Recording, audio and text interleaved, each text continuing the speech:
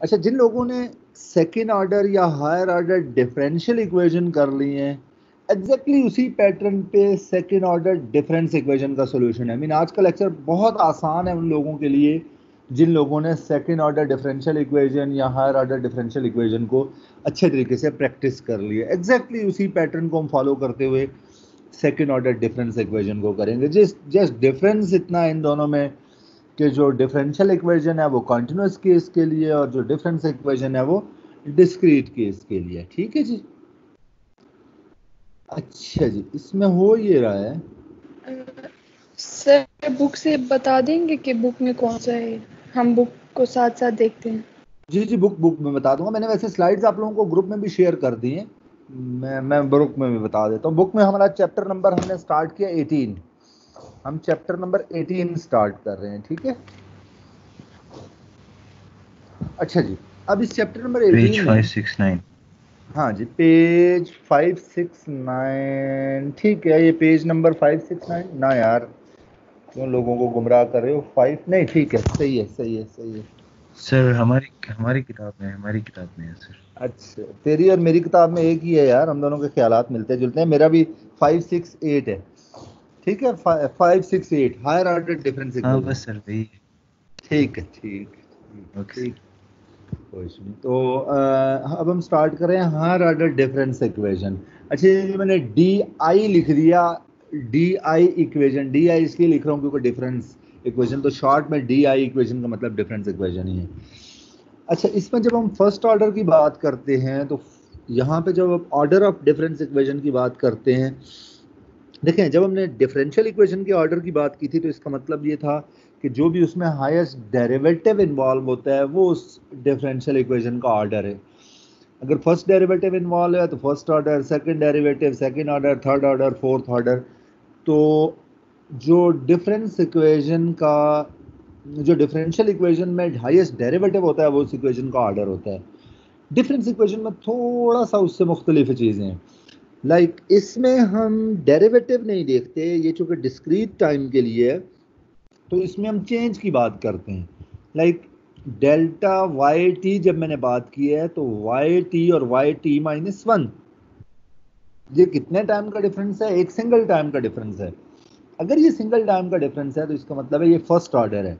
अच्छा, अब इसकी जो सबस्क्रिप्ट है, सबस्क्रिप्ट में अगर सपोज मैं यहाँ लिखता हूँ वाई टी प्लस 100 तो यहाँ क्या होगा वाई टी प्लस 99, वाई 58 यहाँ क्या होगा वाई 57। तो जो कुछ मर्जी लिखें, अगर उनमें जस्ट वन टाइम का डिफरेंस है तो वो फर्स्ट ऑर्डर डिफरेंस इक्वेशन है। लाइक मैं जिस तरह पहले बता रहा हूँ, यहाँ मैं अगर लिखता हूँ वाई 100 तो यहाँ होगा माइनस वाई 99, वाई 32 यहाँ होगा वाई 30। तो जो मर्जी आप इसकी सबस्क्रिप्ट में लिखें, आप इस टाइम का डिफरेंस देखेंगे और अगर वो डिफरेंस 1 का हुआ तो ये फर्स्ट ऑर्डर डिफरेंस इक्वेशन होगी। Clear? Second order difference equation में क्या होता है? सेकेंड ऑर्डर डिफरेंस इक्वेशन में दो टाइम का डिफरेंस होगा। दो टाइम का डिफरेंस इस तरह से है कि अगर लीड पीरियड 100 है तो उसका जो जी बेटा सर एक स्टूडेंट है, उनको मैं भी ऐड नहीं कर पा रही हूँ, वो शायद ऐड नहीं है ग्रुप में, आप प्लीज उनको ऐड कर लें। मुझे टीम में मैसेज किया आप लोगों ने, क्या है उसका ईमेल आईडी? सर मैं आपको व्हाट्सएप पे उनका ईमेल एड्रेस भेजती हूँ। यहीं भेज दो। व्हाट्सएप मेरे पास मोबाइल नहीं है। ठीक है सर, मैं ये जो अमजद अली है ये तो नहीं है? नहीं सर, मोहम्मद फहद है। अच्छा, फहद ऐड है सर, मैंने सुन के ये मोहम्मद फहद का है सर। यार फहद का अच्छा चलो, ये लोग ऐड हैं सर, मैंने सुन के ये मोहम्मद फहद का है। ठीक है, मेरी बात समझे ना। मैं कह रहा हूँ ये लोग ऐड हैं, इनका कनेक्टिविटी का इशू होता है इसलिए ये ऐड नहीं हो पाते। ऐड ये फहद तो ऑलरेडी ये ऐड ही है, इशू इनके ऐड होने का नहीं है। वो वंस एडिड तो वो हमेशा एडिड ही होते हैं, वो उस ग्रुप में शामिल हैं। प्रॉब्लम यहाँ एडिशन या सब्ट्रैक्शन का नहीं है, प्रॉब्लम उनकी कनेक्टिविटी का है, इसलिए वो नहीं कनेक्ट हो पा रहे। समझ आ रही है आप लोगों को बात की? जिस तरह से ये फहद है, ये अस्मा ने पहले भी मुझे जब लास्ट टाइम कहा था तो ये ऐड थे। प्रॉब्लम इनकी कनेक्टिविटी का ये है कि वहाँ सिग्नल्स का इशू है, अदरवाइज ये ग्रुप में ऑलरेडी ऐड हैं, टीम इन्हीं की बनी हुई है। आपकी क्लास जो मैथ्स 2 की है ना, वो ऑलमोस्ट सारे लोग ऐड हैं इसमें। और जो एक दफ़ा इसके अंदर कनेक्ट हुआ था ना, फहद तो लास्ट टाइम थे क्लास में मेरे ख्याल में या नहीं थे, लेकिन जो बंदा एक दफा ऐड है तो वो टीम का हिस्सा है, ठीक है। तो यहाँ पे प्रॉब्लम नहीं है, वो उनकी कनेक्टिविटी का प्रॉब्लम है।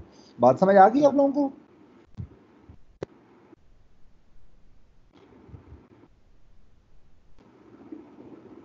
अच्छा जी, तो अब आप आ जाएं सेकेंड ऑर्डर डिफरेंस इक्वेशन में। सेकेंड ऑर्डर डिफरेंस इक्वेशन में delta square Y T is equal to, इसका 2 टाइम्स डेल्टा लेना है। अगर हम डेल्टा वाई टी करें तो वाई टी माइनस 1 होगा। इसको फिर दोबारा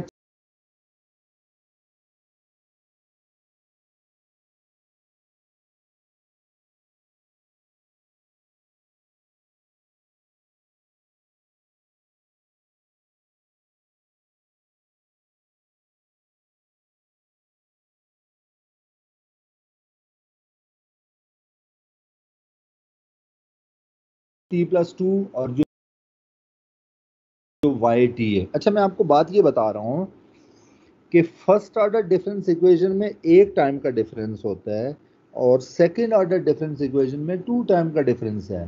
फॉर एग्जाम्पल, अगर आपका लीड पीरियड है y100, तो जो उसका लैग पीरियड होगा वो क्या होगा, y98 होगा। तो वो सेकेंड ऑर्डर डिफरेंस इक्वेशन बनेगी। उसके दरमियान में वो 99 है या नहीं है उससे फर्क नहीं पड़ता। अगर है तो फिर भी वो सेकेंड ऑर्डर है, अगर नहीं है तो फिर भी सेकेंड ऑर्डर है।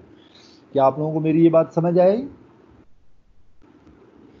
सर अच्छा, तो ये बात Yes, इस तरह sir. हाँ जी, ठीक हो गया। तो ये बात इस तरह जी से है।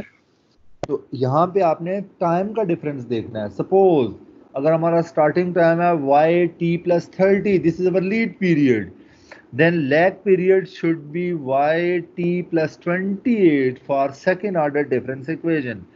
अब हम बात करते हैं कि उसके सेंटर में t प्लस 29 आता है, तो वो उसके अंदर उसकी एग्जिस्टेंस हो या ना हो, वो सेकेंड ऑर्डर डिफरेंस इक्वेशन ही होगी।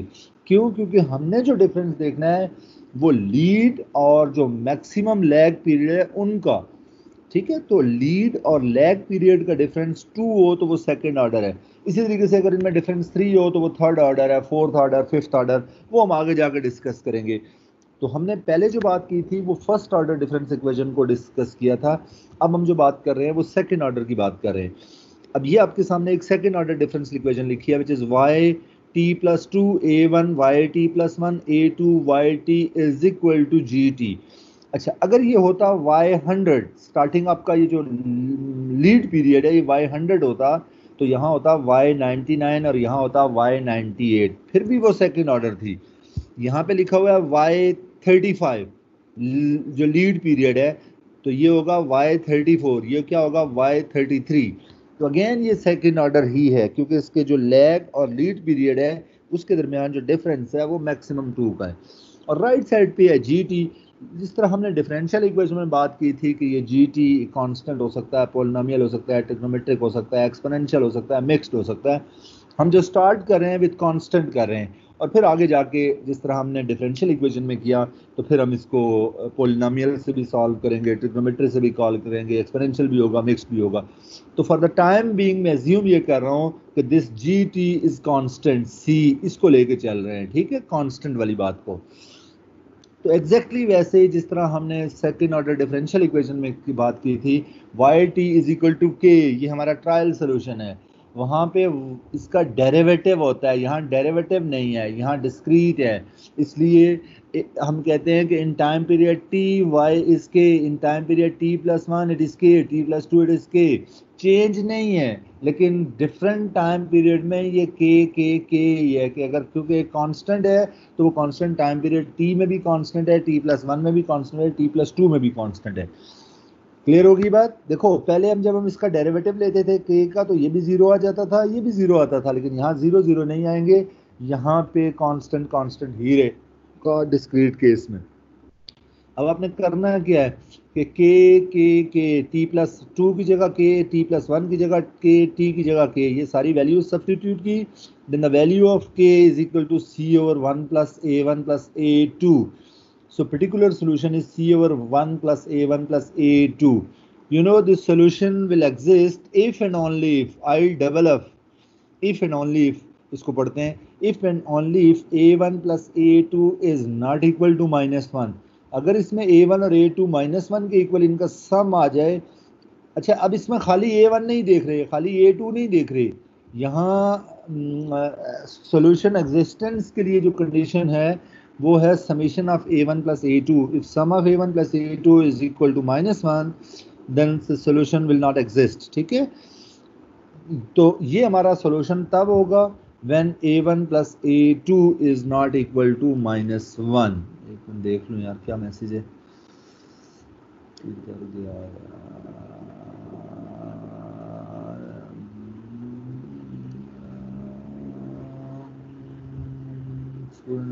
अच्छा यहाँ नहीं है। अच्छा जी, तो क्या ये चीज क्लियर हो गई आप लोगों को? तो यहाँ पे अगर ये A1 plus A2 is equal to -1 होगा then will move to next trial solution, new trial solution. Again if yt is equal to constant does not exist then yt is equal to kt जब हम polynomial of order 1 लेते हैं। ठीक है, और इसका yt plus 1 is t plus 1, yt plus 2 is t plus 2। ठीक है, यहाँ पे चेंज जीरो नहीं है, जस्ट t को रिप्लेस करना है with t plus 1 and with t plus 2।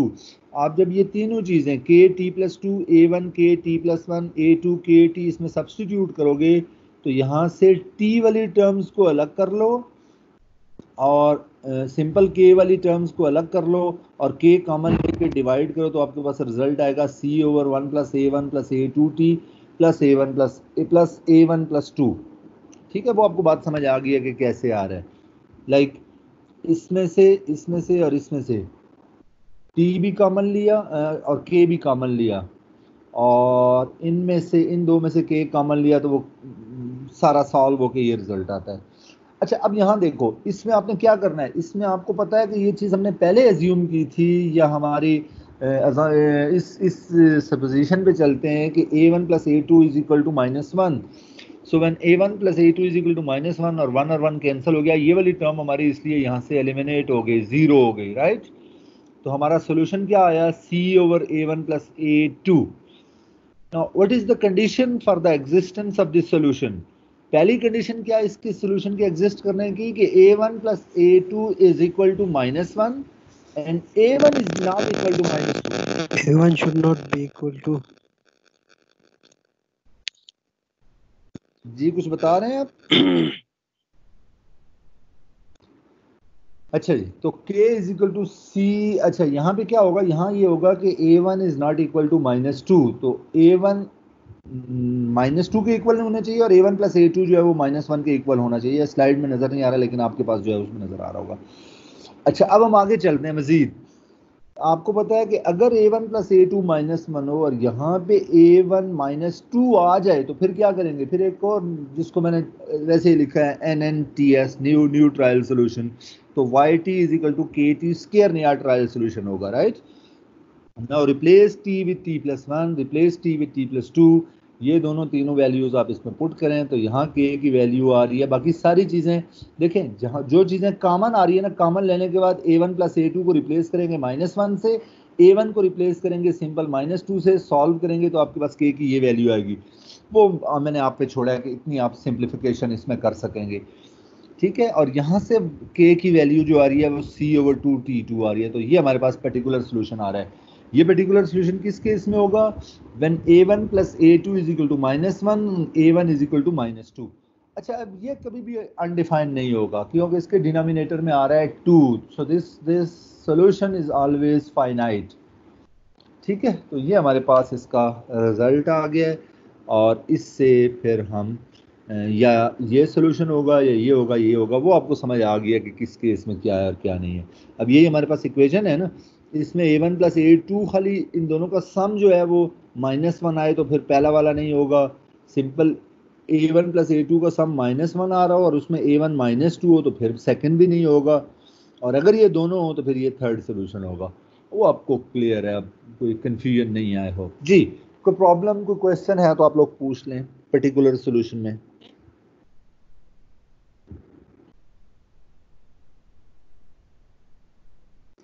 जी भाई, कोई क्वेश्चन नहीं है, आगे चलें। यस सर, आगे चलो। यस सर, आगे जी सर। ठीक हो गया जी। अब हम आ जाते हैं वाई सी पे, विच इज कम्प्लीमेंट्री सोल्यूशन। तो कम्प्लीमेंट्री सोल्यूशन में अगेन हमें क्या करना है, right side equal to 0, homogeneous form. यहाँ पे चूंकि ये डिस्क्रीट टाइम है तो इसलिए E raise to power something नहीं आएगा, constant raise to power T आएगा, Y T plus 1 Y T plus 2। Just हमने टाइम को जो है ना वो टी से जो भी टाइम है उससे रिप्लेस कर देना है। अब जब आप ये सारी वैल्यूज उसमें पुट करोगे तो आपको पता है यहाँ ए लेमडा टी कॉमन आता है, lambda square A one lambda plus A two equal to 0 आएगा। अगर हम इसको फार्मूला में क्वाड्रेटिक फार्मूला से सॉल्व करें तो वो ये रिजल्ट आता है। और ये कहानी आप लोगों को बहुत अच्छे से पता है कि if this discriminant a1 square over a1 square minus 4a2 is positive then the roots are real and distinct. दो हमारे पास रूट आएंगे, एक लेमडा 1 आएगा, एक लेमडा 2। तो हमारा जो कॉम्प्लीमेंट्री सोल्यूशन होगा वो क्या होगा, a1 जो फर्स्ट लेमडा वैल्यू है raise to power T plus a2 जो सेकंड लेमडा वैल्यू है वो रेज टू पावर टी। पहले जब हमारा कॉन्टिन्यूस केस था तो उसमें ई रेज टू पावर लेमडा लिखते थे, यहाँ डिस्क्रीट केस में उस तरह से नहीं लिखते। ठीक है जी, किसी ने कुछ पूछना है?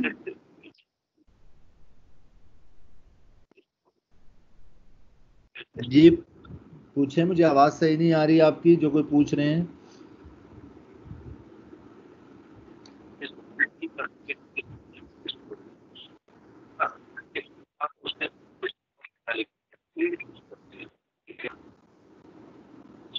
है कौन?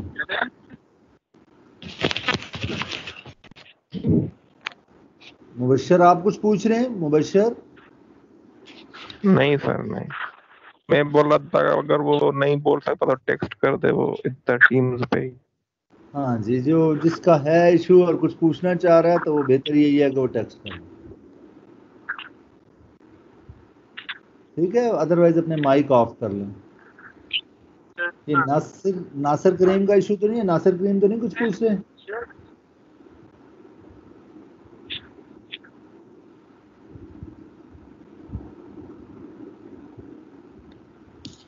सर शायद हसन पूछ रहा है सर, वो कह रहा था कि मेरी लाइट चली गई है इसलिए वाईफाई डिस्कनेक्ट हो गया। अच्छा चलें, कोई बात नहीं, देखें ये सारे इश्यूज हैं। जिसका कोई इस तरह का प्रॉब्लम आ रहा है ना, कोई प्रॉब्लम नहीं है, वो रिकॉर्डिंग देख सुन लेगा और उससे वो कर लें। ठीक है, तो इस तरह के प्रॉब्लम तो होंगे, तो वो फिर क्लास के दौरान अगर आप बताएंगे तो थोड़ा सा डिस्टर्बेंस होती है, इसलिए अगर किसी की वो डिस्कनेक्ट हो जाता है वो बेशक रिकॉर्डिंग बाद में सुन लेगा। ठीक है, तो वो कोई प्रॉब्लम नहीं है, ऐसे इश्यूज। जी जी जी, कोई क्वेश्चन है तो फिर पूछा करें। की आवाज आ रही है? मेरी आवाज आपको शायद नहीं आ रही। मैंने 2-3 क्वेश्चन पूछे थे, रिस्पांस नहीं मिला सर। आपका क्या नाम है?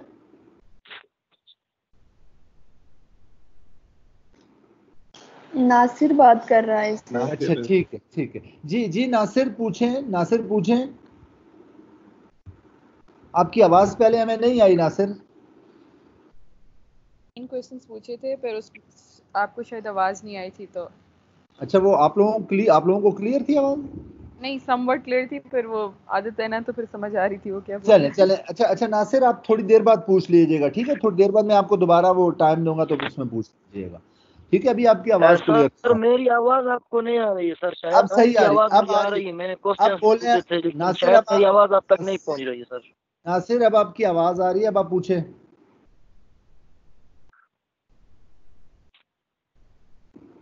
हाँ सर, मैं भी यही कह रहा हूँ सर। पहले मैंने एक 2 क्वेश्चन भी पूछे थे, शायद मेरी आवाज अब तक नहीं आई सर। अब शायद आ रही है। अब आप पूछ, अब आवाज आ रही है, अब आप पूछ लें।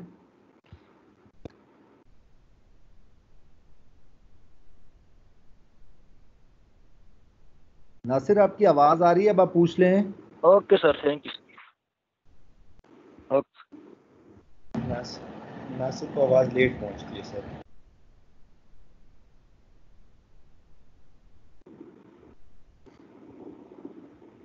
नासिर को खत लिखना पड़ता है ना। जी नासिर पूछो यार।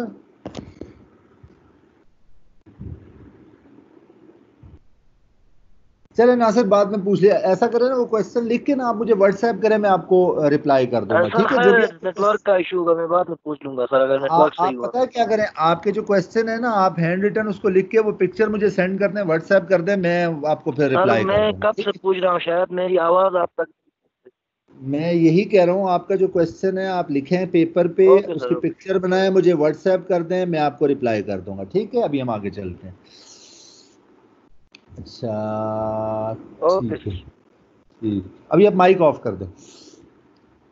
ठीक है जी, तो अब हम लोग आगे चलते हैं। हम लोग क्या डिस्कस कर रहे थे यार, मुझे बात लास्ट पे हम क्या पढ़ रहे थे, अभी कहाँ तक पहुंचे थे? कॉम्प्लीमेंट्री सोल्यूशन पे आए थे। ठीक है, ठीक है, केस केस 2 वन तक हो गया पहुंचे, था उसमें। केस 2 तक ठीक है जी, पहुंचे। केस वन हो गया था, अब आप केस टू पे आ जाएं। तो केस टू में ऐसा हो रहा है कि if a1 square is equal to 4a2, अगर a1 स्क्वायर और 4a2 इक्वल हो तो आपको पता है जो रूट्स होंगे वो रियल होंगे और इक्वल रूट्स होंगे, right. In case of real unequal roots आपको ये बात पता है कि आप इसका सोल्यूशन ये कर लेते हो कि सेकंड वाले के साथ जो है वो t लिख देते हो और लैम्डा t इन दोनों में से कॉमन आता है, ये जिस तरह हमने पहले बात की थी।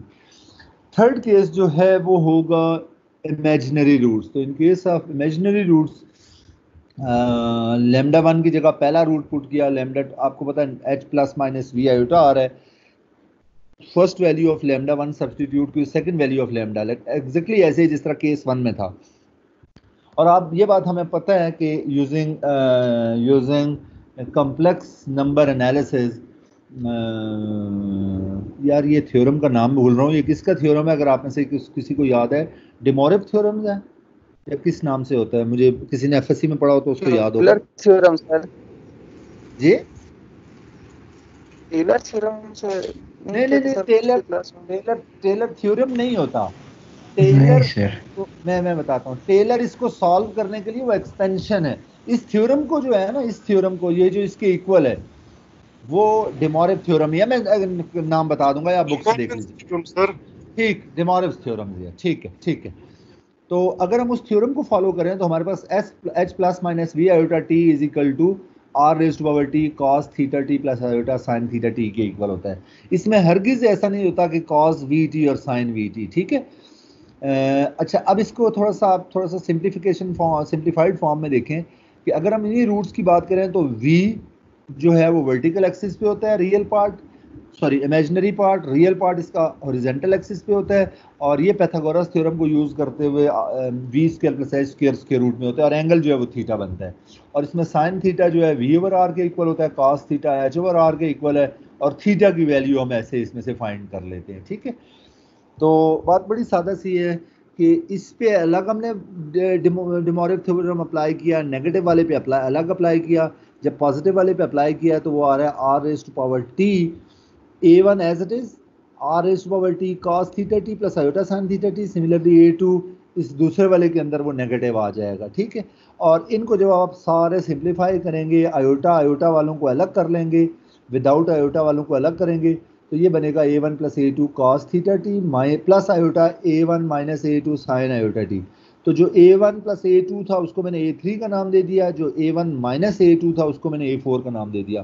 तो इस केस में आपका जो सोल्यूशन बनता है वो बनता है yt is equal to rt a3 cos 3 theta. अच्छा सॉरी, इसमें आयोटा नहीं लिखना। अब इस जो लास्ट मैंने ब्लू से लिखा है इसमें आप आयोटा नहीं लिखेंगे, प्लीज इसको काट लीजिएगा। मैंने a1 plus a2 iota is equal to a4 with iota a1 a2 ये जो है ना वो आयोटा 4 के इक्वल है, इसलिए प्लीज इसमें आयोटा आप लोग काट दीजिएगा जो ब्लू पेन से मैंने लास्ट पे लिखा है।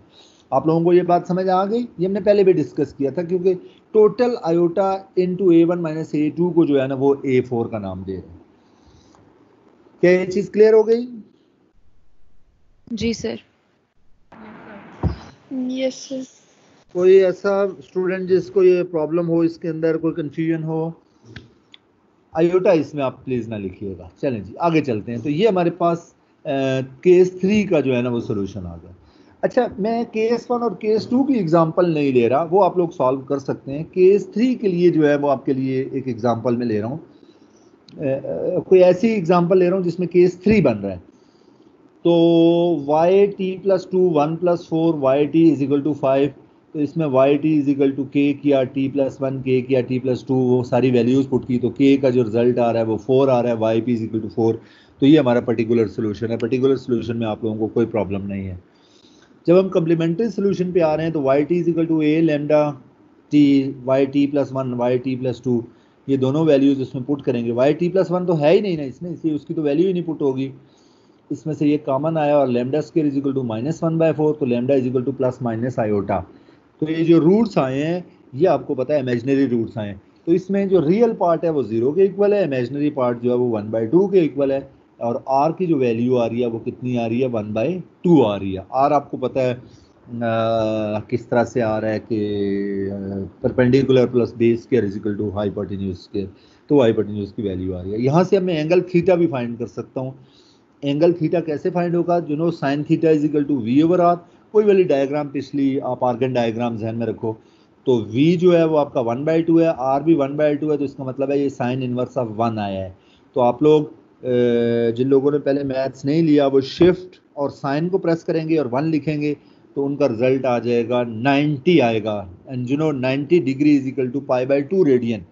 ठीक है, तो ये रेडियन में है, π/2 is radian, you know 1 radian is equal to 57 degree और 66 मिनट्स, कुछ इस तरह से होता है। तो इस वजह से जो इसका थीटा इज इक्वल टू π/2 जो है ये इसका रिजल्ट आ रहा है इन रेडियंस।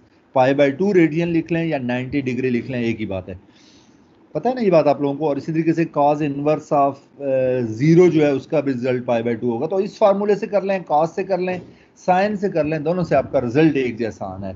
तो किसी एक फार्मूला से हमने एंगल फाइंड कर लिया। ठीक है, अब आप ये दोनों वैल्यूज उसी फार्मूले में पुट करें। So YC is equal to our hypotenuse is 1/2 square A3 cos π/2 plus A4 sin π/2 plus 4, तो ये रिजल्ट इसका आ रहा है। अच्छा, अब आप जरा बात कर लें इसकी कन्वर्जेंस और डाइवर्जेंस पे। तो कन्वर्जेंस और डाइवर्जेंस इसकी कैसे है, यू नो cos और साइन इन सब की वैल्यू तो फिक्स आ रही है। A1 A3 A4 की वैल्यू फाइंड करने के लिए आपको पता है इनिशियल वैल्यूज गिवन होंगी पहले की तरह। तो जो हमारी स्टेबिलिटी है वो सारी की सारी इस चीज पे डिपेंड करेगी, इस पे। अब यहाँ ये जो वैल्यू है 1/2, ये लैम्डा वैल्यू जो आई है इस पे डिपेंड करती है। ये जो लैम्डा वैल्यू है ये एक्सपोनेंट में नहीं है, पावर में नहीं है। अगर ये पावर में होती तो फिर हम इसमें नेगेटिव और पॉजिटिव की बात करते हैं, ये है बेस में। इसलिए ये बात ध्यान में रखिएगा कि अगर लैम्डा वैल्यू, ये जो आर वैल्यू है, लैम्डा वैल्यू नहीं, यहाँ आर वैल्यू पे डिपेंड कर रहा है। आर वैल्यू कितनी आ रही है, 1/2, 0.5। आप मुझे बताएं 0.5 पावर टी हो और ये इन्फिनिटी को अप्रोच करे तो ये डाइवर्जेंट होता है या कन्वर्जेंट होता है? सर कन्वर्जेंट होता है सर। कन्वर्जेंट होता है सर जी, क्योंकि कन्वर्जेंट वो जीरो पे अप्रोच कर लेता है। गुड, जीरो बिल्कुल ऐसे ही है। देखो 1/2 इज 0.5, तो 0.5 की power 1 is 0.5, 0.5 raise to power 2 is 0.25, power 3 is 0.125 and power 4 is 0.0625। तो जो जो आप इसकी पावर को इंक्रीज करोगे इट विल कन्वर्ज टुवर्ड्स 0, तो ये वाली टर्म 0 होती जाएगी और वो टोटल 4 को अप्रोच करता जाएगा। तो जो जो आप t बढ़ाओगे this complementary solution will converge to 0. So overall this solution will converge to YP, particular solution 4. तो इसलिए ये बात ध्यान में रखें कि for convergence in case 3, ये नीचे पहले तीसरा केस देख लो, imaginary roots। तो imaginary roots के केस में जो convergence है वो डिपेंड करती है वैल्यू ऑफ r पे, and you know what is value of r, this is v square plus r square square root. ठीक है, जो हमारे पास हाइपोटेन्यूज आ रहा है। तो in case of imaginary roots the stability condition depends upon r। If the value of r is less than 1, तो ये जो जो इसकी पावर हम बढ़ाते जाएंगे, ये एब्सोल्यूट वैल्यू समझ लें, क्योंकि ये तो आती है एब्सोल्यूट है ना, r can never be negative ना, वो इसलिए नहीं हो सकता क्योंकि ये लेंथ है, ये कभी भी नेगेटिव नहीं होगा। तो आएगी इसकी वैल्यू पॉजिटिव ही, मीन ग्रेटर देन 0 ही होगी। इसीलिए मैंने ये नहीं लिखा कि बिटवीन -1 एंड 1, क्यों, क्योंकि r चूंकि डिस्टेंस है, लेंथ है, तो वो हमेशा पॉजिटिव आएगा। तो लेस देन 1 आने का मतलब है it is greater than 0 and less than 1। ठीक है, ये ऑब्वियस है क्योंकि ये नेगेटिव कभी नहीं आ सकता। So for stability analysis r is less than 1। तो अगर ये ग्रेटर देन 1 हो जाएगा, सपोज अगर ये 2 होता तो 2 रेज टू पावर 1 इज 2, 4, 8, 16, 32, 64, 128, तो वो एक्सपोनेंशियल जो एक्सपोनेंशियली वो जो है ना उसने इंक्रीज ही करना था, तो वो डाइवर्जेंट होगा। ठीक है, तो कन्वर्जेंस के लिए क्या necessary condition in case of imaginary roots? In case 3 the necessary condition is that r is less than 1, right. Less than 1 का मतलब ये है कि ये ना नेगेटिव में आप -10 भी ले रहे हो, लेस देन 1 का मतलब है कि ग्रेटर देन 0, क्योंकि ये लेंथ है तो ये हमेशा पॉजिटिव रहेगी। क्या इस थर्ड वाले केस में कोई कंफ्यूजन है आप लोगों को? No sir. ठीक है, तो स्टेबिलिटी आप लोगों को क्लियर हो गई इमेजिनरी रूट्स के केस में। अब आप आ जाएं मैंने देखें फर्स्ट केस 2 और केस 1 और 2 की एग्जांपल नहीं की, वो आप लोग कर सकते हैं, नहीं की कर सके तो मैं करवा दूंगा, लेकिन वो मैं बता देता हूँ, आप लोग कर लेंगे। केस 2 के लिए बड़ा आसान है यार, हमारे यहाँ असल में लाइट भी नहीं है और मेरे लैपटॉप की चार्जिंग बहुत थोड़ी रह गई, इसलिए मैं जल्दी जल्दी इसको क्लोज कर रहा हूँ। ठीक है, अच्छा जरा आप जल्दी से समझ लें। केस 2 के लिए जो है वो नेसेसरी कंडीशन ये है कि lambda should be less than 1, exactly वही वाली बात कि लैम्डा लेस देन 1 होना चाहिए। लैम्डा लेस देन 1 इसलिए होना चाहिए क्योंकि तभी ये 0 को कन्वर्ज करेगा। अच्छा केस 1 देखें, केस 1 में हमारे पास एक लैम्डा नहीं है, 2 लैम्डा है। अगर तो दोनों लैम्डा लेस देन 1 है फिर तो मसला हल हो गया। लेस देन 1 का मतलब वही है 0 -1 और 1 के दरमियान। अगर तो ये लेस देन 1 है तो फिर तो कोई प्रॉब्लम ही नहीं है, फिर तो ये कन्वर्ज करेंगे टुवर्ड्स 0। अगर दोनों ग्रेटर देन 1 है फिर भी ये डाइवर्जेंट है, फिर भी ये स्टेबल नहीं है। इशू वहां आता है जब एक लेस देन 1 हो और दूसरा ग्रेटर देन 1 हो। अब ये डिपेंड करेगा किस चीज पे कि इन दोनों में से डोमिनेंट कौन सा है। लाइक आपके पास एक लैम्डा वैल्यू आ रही है 0.3, दूसरी लैम्डा वैल्यू आ रही है 1.1, तो 0.3 वाली डोमिनेंट होगी, 1.1 वाली कम डोमिनेंट होगी, क्योंकि 1 से 0.1 बढ़ रहा है और यहाँ पे उससे। तो ये जरा देख लीजिएगा, मैं आप बेहतर यही है कि इसमें एक एक्सेल में छोटी सी एक शीट भी बना के जो है ना इस चीज़ को चेक कर सकते हैं। लेकिन एक बड़ा सिंपल सा रूल है कि अगर दोनों लेस देन 1 है तो फिर तो मसला ही हल हो जाता है। प्रॉब्लम वहाँ स्टार्ट होता है एक लेस देन 1 हो एक ग्रेटर देन 1 हो, तो फिर उस केस में जो है ना वो प्रॉब्लम आता है। ठीक है, तो आई होप कि जब ये क्वेश्चन करेंगे तो आप लोग समझ जाएंगे। यहाँ तक कोई क्वेश्चन है तो प्लीज आप लोग पूछ लें। अच्छा नेक्स्ट क्लास में क्या होगा? नेक्स्ट क्लास में ये होगा कि आप लोगों ने चैप्टर 16 कंप्लीट, मुझे सबमिट नहीं करना, आप लोगों ने उसकी एक्सरसाइजेस सॉल्व करनी है। और ये जो चैप्टर 18 है इसकी फर्स्ट एक्सरसाइज आप लोगों ने सॉल्व करनी है 18.1।